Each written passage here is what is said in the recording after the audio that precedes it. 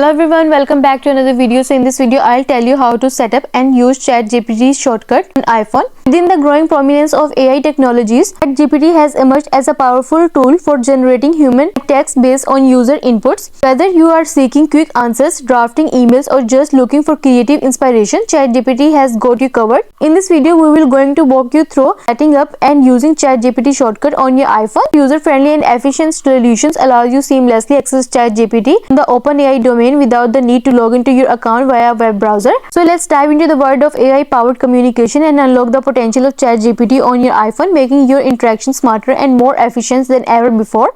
But first, subscribe to my channel for more upcoming videos and hit the like button. So let's start the video without wasting any time. First, set up ChatGPT shortcut on your iPhone. To begin, open the shortcut app on your iOS device. We will be crafting a new shortcut that converts the ChatGPT URL into a handy app. Here, tap on the add button to add a new shortcut. Next, tap on add action and then tap on web. Now return to your browser and locate the ChatGPT page. Ensure that it's the chat.openai.com link and copy it for the next steps. Return to the shortcut app and assign it a name such as ChatGPT. Then tap on add action again, open URLs and then paste the ChatGPT URL before tapping done and then tap on done. Additionally, you can customize the app icon by selecting an image from your photo library. To use this official ChatGPT icon, simply download it from your browser and apply it app icon. For this, tap on the three dots and then tap on ChatGPT. Next, tap on add to home screen. Change your icon. Select choose photo and choose from your gallery.